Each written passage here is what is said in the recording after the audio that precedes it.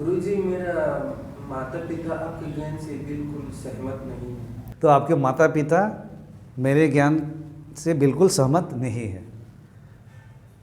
ऐसे बहुत सारे लोग बोलते हैं कि आपका जो ज्ञान है, आपका जो फिलोसफी आप जो बताते हैं देवी देवता के नाम पे या और ऐसे बहुत सारी चीज़ें, वो अगर हम घर पे शेयर करते हैं तो आपके बिल्कुल विरुद्ध बात करते हैं। मेरे पेरेंट्स आपके ज्ञान से बिल्कुल सहमत नहीं है। तो मैं कहता हूँ कि सहमत भी कैसे होंगे? मेरे ज्ञान से सहमत होने के लिए उनके अंदर वो समझ भी तो होनी पड़ेगी। मेरे ज्ञान को समझ ही नहीं पाएंगे, समझ ही नहीं है, तो सहमत कैसे होंगे? कोई भी चीज़ के प्रति सहमति कैसे आती है? सहमति आती ही है समझ से। जो भी चीज़ आप डिस्कस कर रहे हैं और समझ गए हो चीज़ों को, कोई बिजनेस के डील कर रहे हैं या कोई एक पॉइंट ऑफ व्यू आप एक्सप्रेस कर रहे हैं, वो चीज़ें अगर लोगों को समझ में आएगी तो सहमत होंगे।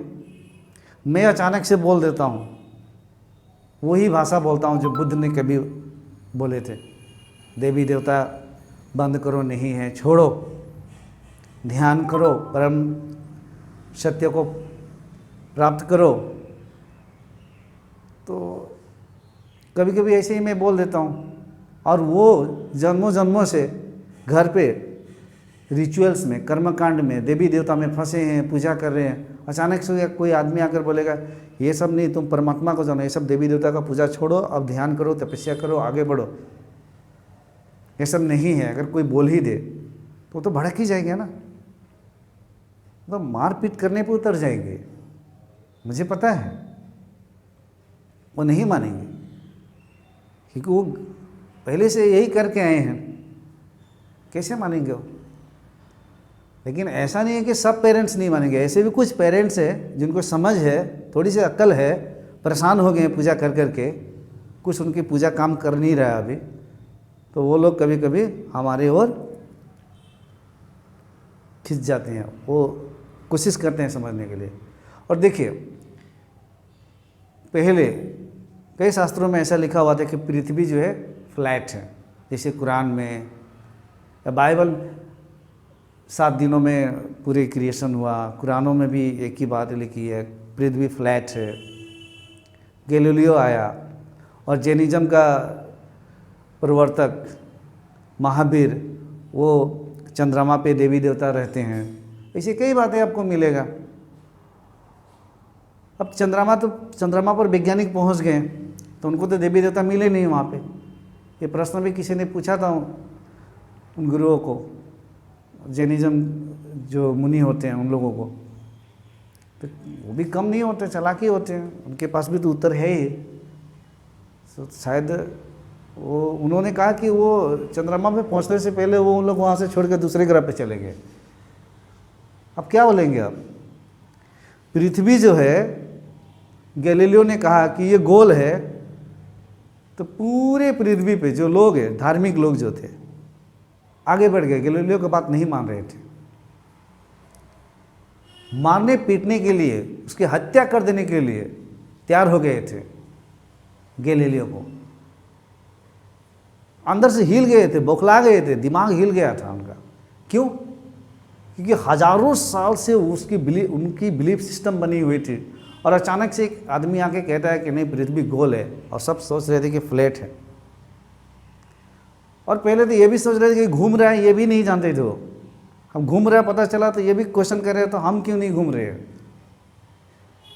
ऐसी बहुत सारी चीज़ें हैं। लेकिन धीरे धीरे वो माने कि पृथ्वी गोल है, पृथ्वी घूम रही है। ऐसी ही है बात है। ये जितने लोग अपने झंडा गाड़े हैं ना अपने धर्म के नाम पे, वो झंडा उनके अहंकार के झंडा है। देवी देवता के नाम पे, भगवान के नाम पे ना जाने क्या क्या मार पीट, झगड़ा, नफरत फैली हुई है, चल रही है। इसी में कोई इंसान आकर कह देता है कि ये सब छोड़ो, तुम भगवान है कि नहीं ये भी तुम छोड़ो, तुम तो हो। और तुम्हें कोई कह रहा है कि तुम अपने अंदर जाओ, तुम अपने भीतर जाओ, तुम कुछ ध्यान करो, तुम ज्ञान प्राप्ति करो, तुम्हें परम शांति की एक केंद्र मिलेगी, एक महाशून्य की केंद्र मिलेगी, तुम जन्म मृत्यु के चक्रों से निकल जाओगे, कर्म बंधन से छुटकारा मिल जाएगी, माया रूपी राक्षसनी के चंगुल से निकल जाओगे। कोई बता रहा है। अब पूजा पाठ बंद करो, थोड़ा अंदर भी जाना स्टार्ट करो, नहीं तो समझो ये क्या है। तो ये बहुत पहले से ऐसे पूजा पाठ कर करके अपने बिलीफ सिस्टम बना कर आए हैं। और पूजा पाठ करते भी मेरे घर में भी तो बोलते ये प्रसाद तैयार करना है, ये तैयार करना है, ये तैयार करना है। तो मैं तो देखता हूँ ये सब पूरे धूमधाम से जो तैयार करते हैं और जाके भगवान शिव को चढ़ाएंगे, इनको चढ़ाएंगे। मुझे साफ साफ दिखता है कि जो तैयार कर रहे हैं ये तैयारी के पीछे सब बाद में चढ़ाएंगे। भगवान तो खाएंगे नहीं थोड़ी से भी, वो लेके खुद ही खाएंगे। वो खुद खाने के लिए खूब धूमधाम से तैयार करते हैं, बाद में खुद खाते हैं। ऐसे पुरोहित, ऐसे पंडित बहुत सारे हैं। तो ऐसे लोग तो मुझे पसंद नहीं करेंगे। नहीं तो पूजा पाठ का तुम सही चीज़ें समझ लो। और जिसे पूजा पाठ का नाम बोलेंगे तो बोलेंगे हमारे शास्त्रों में। तो मैं क्वेश्चन उठा देता हूँ कि शास्त्र तुम्हारा किसने लिखा, लिखने वाला कौन था?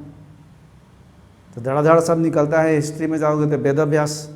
तो यहाँ पे शास्त्रीय ज्ञान भी हम ज़्यादा नहीं देते हैं। चलिए शास्त्र की बातें मान रहे हैं, अच्छी चीज़ें हैं, कर रहे हैं, कीजिए, लेकिन पूजा भी कर रहे हैं, उसके भी रहस्य को आपको समझना जरूरी है कि इन पूजा के पीछे क्या है। लेकिन आजकल के जो पुरोहित है वो जो पूजा जिस तरीक़ा से करवा के अपने जेब भरते हैं, दूसरे के जेब काटते हैं, चलते हैं आगे, ऐसे अर्जी फर्जी वाले पुरोहित पंडितों और ज्ञानियों से यहाँ पे लोगों को उद्धार होने वाली नहीं है।